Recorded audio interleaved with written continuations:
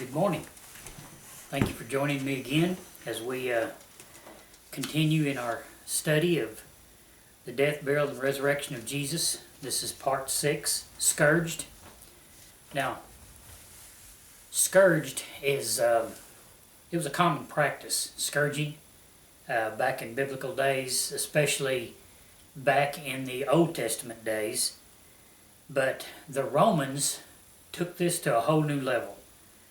And they were proud of it. I mean, they took great pride in considering themselves the professionals in this form of punishment. And they had absolutely perfected it. And they took great delight in delivering this brutal act. Historians say that the mere anticipation of this type of punishment would cause the victim's body to grow rigid, the muscles to knot up in their stomach, the color to drain from their cheeks, their lips would draw tight against their teeth as they waited for the first sadistic blow of the whip that would begin this calculated process of absolutely tearing apart the human body. This was considered to be the most feared and deadly weapon, and Rome had many, many weapons, but this was considered to be the most feared and deadly weapon of the entire Roman world, and the threat of it could calm a crowd or bend the will of the most hardened criminal. So that's where we left off last week, or week before last. Actually, I got Herod Antipas and Jesus' return to Pilate. I got those reversed on Facebook. So after Jesus returned the second time to Pontius Pilate, and Pontius Pilate bent to the will of the Jewish people, especially the Sanhedrin Council, it says that he released Barabbas and sent Jesus to be scourged. And well, let's just read it, because this is where we left off, so that's where we're going to pick up. Matthew 27:26. Then released he Barabbas unto them, and it's when it says he released, it's talking about Pontius Pilate. Then released he Barabbas unto them, and when he had scourged Jesus, he delivered him to be crucified. Now, the difference here in the scourge of the Roman compared to the ancient scourge of, let's say, the Jewish people, the Romans, like I said, had perfected this, and their scourge, it was a short wooden handle with several 18 to 24 inch long pieces of leather attached to it.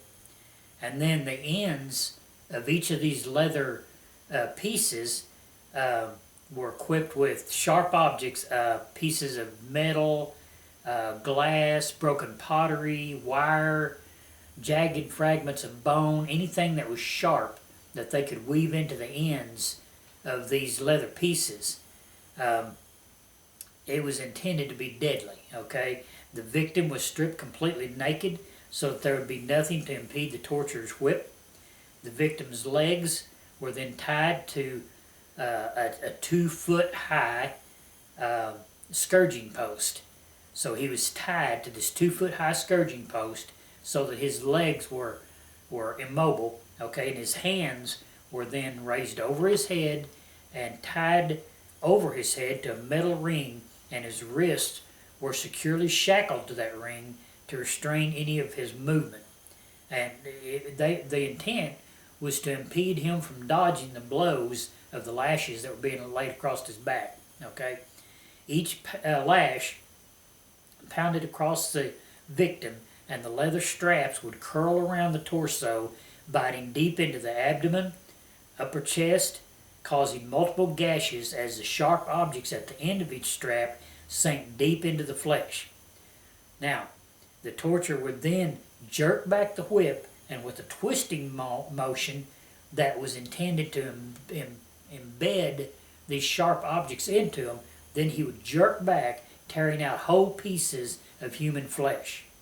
The victim's back, buttocks, legs, stomach, upper chest, and face would soon be disfigured by the slashing blows of this whip. Early church historian Eusebius wrote this, and this is from his writings. The veins were laid bare, and the very muscles, sinews, and bowels of the victim were open to exposure.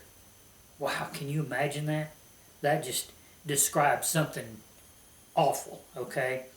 Other historical records describe a victim's back as being so mutilated that the spine would actually be exposed. Still other historians say that the back of Jesus was so mutilated that it would have been the consistency of raw hamburger. Can you imagine this? This was just a most deadly form of punishment, okay? And that's exactly what it was intended by the Romans. Like I said, just the thought of it would cause even the most hardened criminal to be taken aback, to just practically faint just from the thought of it. The lashing, upper Jewish law stated in Deuteronomy 25:3, 40 stripes he may give him and not exceed. So the Jews actually later, they reduced this to 39 stripes because the 40th too often proved fatal. And now we're talking about just the Jewish whip here. We're not talking about the Roman scourge. Okay, the scourging whip of the Romans was even more deadly. But the Romans didn't have any such law that a certain amount could be dealt out and that not exceeded.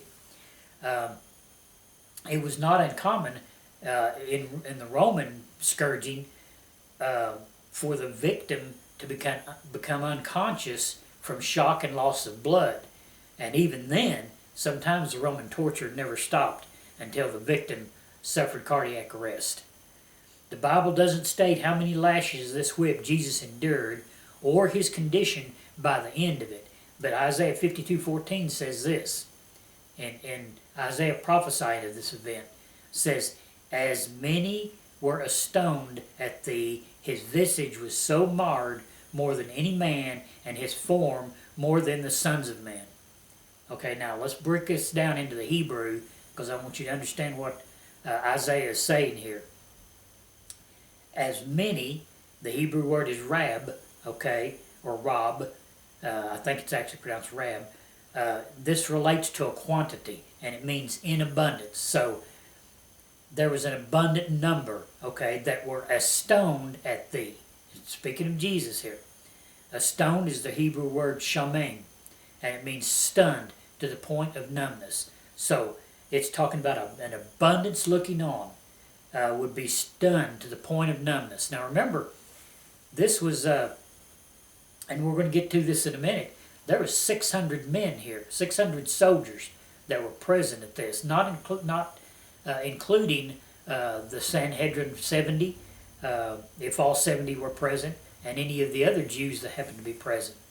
Okay, so there were many, and as they looked on at this, they were stunned to the point of numbness, according to Isaiah. It says, his visage, which is the Hebrew word mareh, and it means appearance or countenance, was so marred, the Hebrew word mishkoth means disfigured, so his appearance was so disfigured that more so than any man, the Hebrew word is ish, a certain male person, and his form more than the sons of men.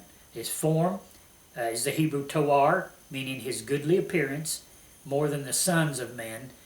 Son is ben, one born of men, and the word man is Adam, okay, which means ruddy in reference to Adam. So here's what it's saying. No man, criminal or good, has ever suffered the humiliation, disfigurement, beating, torture, or punishment that Christ did. It was so bad that the mob looking on was stunned to the point of unbelief at how badly he was disfigured by the beating and the torture that he endured. Now, there's several words in the Bible for man. And I don't want to get off track here because it'd be easy for me to. Many of you have heard me teach on man and the sons of men that it speaks of in the Bible, because it has many times misinterpreted. David said in Psalms, "What is man that thou art mindful of him, or the sons of men that thou visiteth them?" And you've got to understand the difference between man and sons of man and what each one represents, because there's actually several different words that mean man in the Bible. There's Adam, which is this Adam, okay, means ruddy. There's the sons of Adam, okay, which means it's Ben Adam, okay, which means sons of Adam, descendants of Adam. There's also Enosh, which means bloodthirsty. This was a man that was not a direct descendant of Adam. He was a meat eater, which if you go back from Noah back to Adam, you'll find out that man did not eat flesh at that time, nor did any of the animals.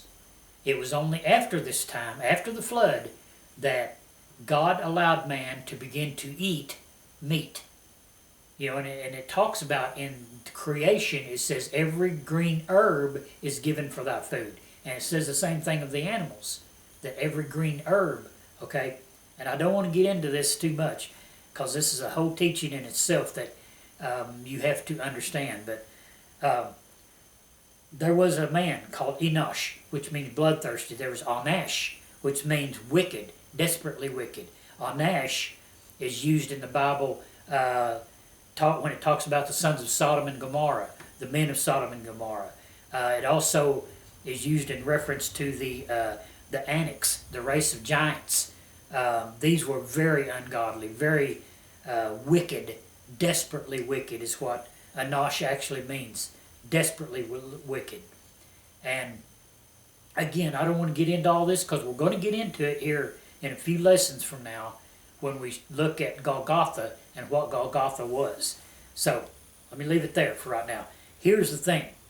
This Isaiah 52:14, as many were astonished at thee, his visage so marred more than any man, his form more than the sons of men, talking about how badly Jesus would be beaten, tortured, the punishment he would go through. Here's what Phineas Dake, one of the most famous of Bible commentators, he wrote this in explanation of this verse.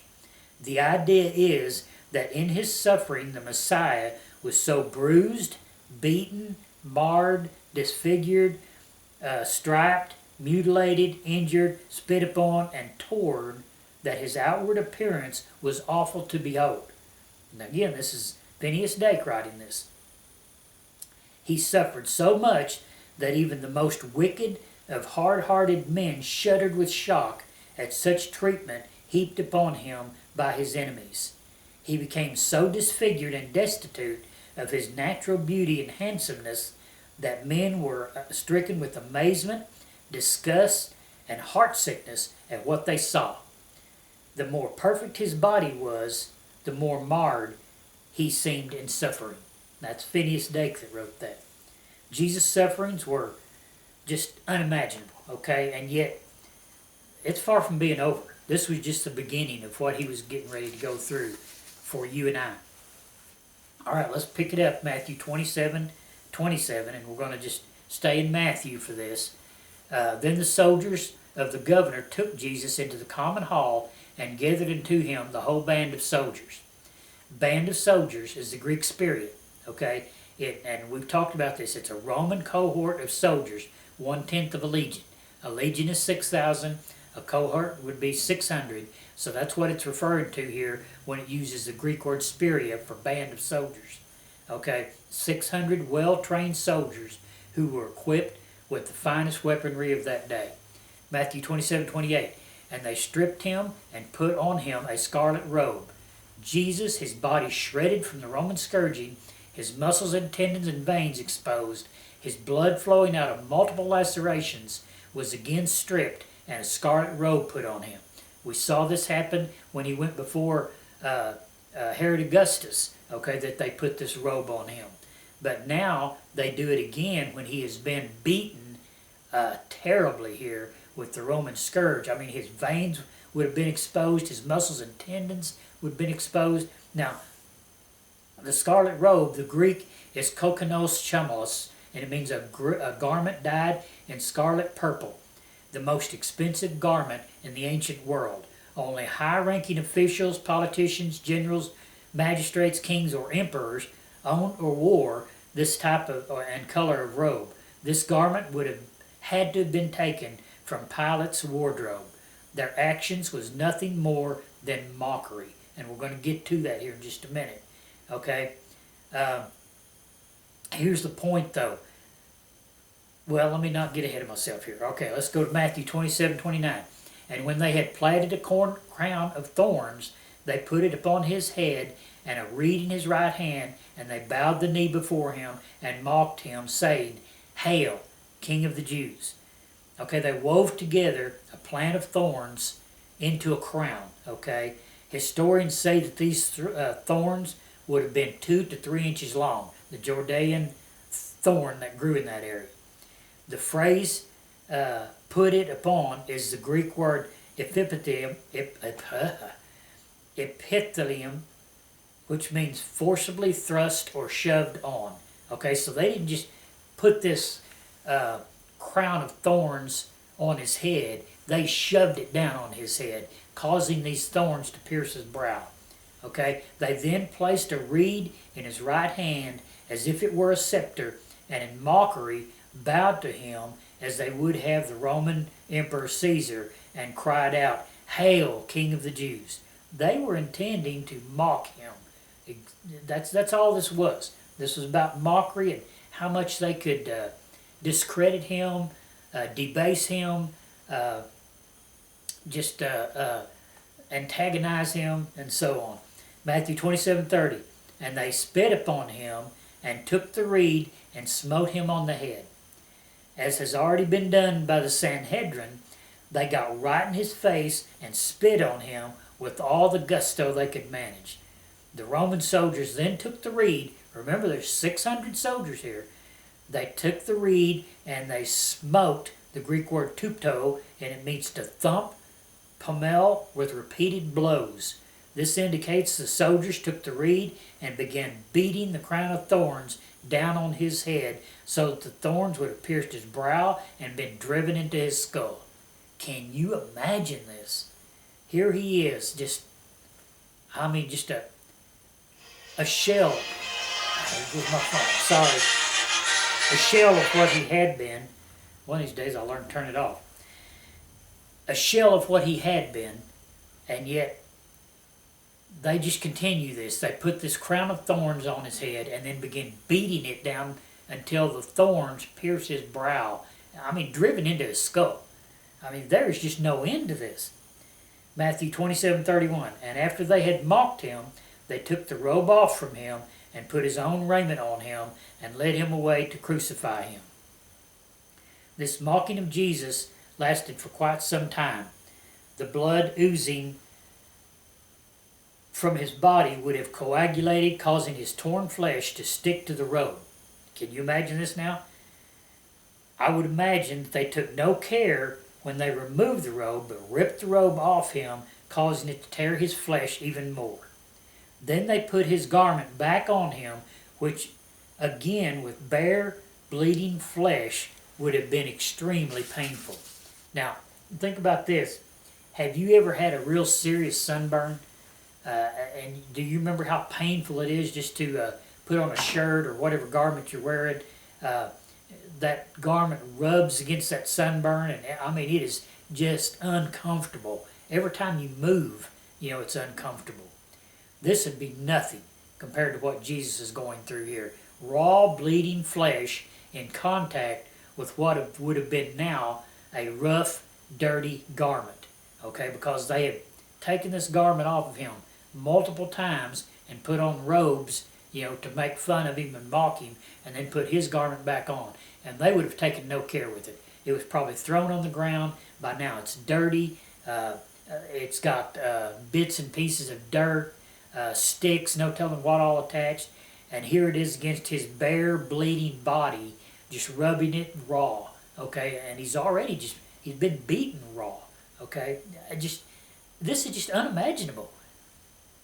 Then they lead him away, the Greek word apigo, to put a rope around the neck to lead to slaughter. And we've talked about this repeatedly. Isaiah prophesies this event. Isaiah 53:5, this whole event that he's going through here, Isaiah prophesied, but he also prophesied that he would be led as a lamb to the slaughter. And that's exactly why they put the rope around his neck, to symbolize exactly what Isaiah was saying, that he was being led as a lamb to the slaughter. And yet it says he opened not his mouth. Isaiah prophesies of this entire event in Isaiah 53:5. But he was wounded for our transgressions, he was bruised for our iniquities, the chastisement of our peace was upon him, and with his stripes we are healed. Now I want to break this down into the Hebrew so we can exactly get what it's saying here. Wounded for our transgression, the Hebrew word kalal. Okay, it means to wound and profane for our transgressions. Hebrew transgression is the word pasha, and it means moral rebellion, sin, trespass. So, he was wounded and profaned for our moral rebellion, sin, and trespasses. That's what it's saying here. He was bruised for our iniquities. The Hebrew word dakah, it means be beat to pieces for our iniquity. The Hebrew word is avon, and it means evil or mischief. So he was beat to pieces for our evil and mischief. This chastisement of our peace was upon him. The only words here in the original is chastisement and peace. The other words had to be added to convey the message when it's translated into English and bring continuity to what's being stated. Okay, chastisement is the Hebrew word masur, and it means reproof and chastening. And then for our peace, the Hebrew word is shalom, and it means safe, well, healthy, happy, prosperous. The idea of this phrase is this: Jesus was chastised for our sin so that we might have his shalom peace, nothing missing, nothing broken. Can you get that? That's just awesome in itself. No, and with his stripes we are healed. The word stripes in the Hebrew is kaburah. Okay, kaburah. And it means a large, you got to get this, it means a large black and blue bruise or wound. Although the translators of the King James assigns it as plural in stripes, it is actually singular, indicating that Jesus' wounds were so great that he appeared to be one large black and blue wound. But because of his beating, and all this because of his beating and bruising. Now, he endured this to extend to us his healing, according to the Isaiah here. The Hebrew word for healing is rapha, and it means to be mended, cured, healed, repaired, and made whole. Now, Peter, knowing of Jesus' sufferings and remembering the prophecy of Isaiah, writes this when he talks about Isaiah's prophecy. 1 Peter 2:24, who his own self bare our sins in his own body on the tree, that we, being dead to sin, should live unto righteousness, by whose stripes ye were healed. Stripes again. This time it's in the Greek, okay, and it means molops, or the word is molops, which means stripes. The only place in the Bible that this word is used, molops, and it actually means one large wound. So Peter's indicating that Jesus was beaten until he was just one large wound, so that we would be healed. The Greek word, if I can say this, eomahi,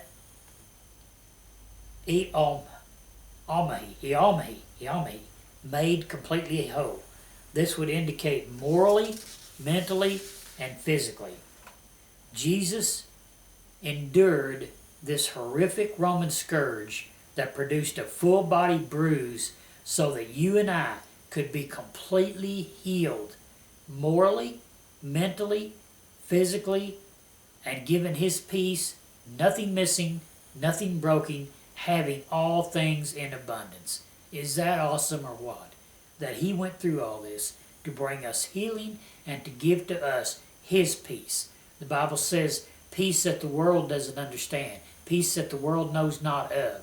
His peace, nothing missing, nothing broken, everything in abundance. That's what He gave for you. That's what why He went through this for you and I, so that we could have His peace, so that we could have His healing. Is that awesome? I'm reminded of a song that I learned as a little boy. Whenever I think of what Jesus is going through here. Every day with Jesus is sweeter than the day before. Every day with Jesus, I love Him more and more. Jesus saved and healed me. He's the one I'm living for. Every day with Jesus is sweeter than the day before. Is that true or what? Every day with Him can be awesome, because He suffered so that you and I could not just have just life, but have life more abundantly. See, life abundant with Christ means more than long life. It means life that is fulfilled, life that is not in jeopardy, life that is enjoyable, and that's what we can have through Him. May God bless this reading of His Word, and may God reveal to you, give you revelation knowledge of what we've read here today, and help you to understand what Jesus went through for you and I. Go with God this week and be blessed and in the peace of Jesus. His shalom peace, nothing missing, nothing broken, all things in abundance. Be blessed, and please check back next week as we continue. I think we've got 5, maybe 6 more lessons, and we're getting ready to get into some stuff that is just incredible, stuff that you may not know, stuff about Golgotha that you may not know. It's just going to be awesome. So check back with us next week and continue in this. I think we'll be going through this all the way up till the second week after Easter, and it's just going to be really, really good. So please check back with us, Facebook, YouTube. Please share, like, subscribe so that you can get these. Go with God.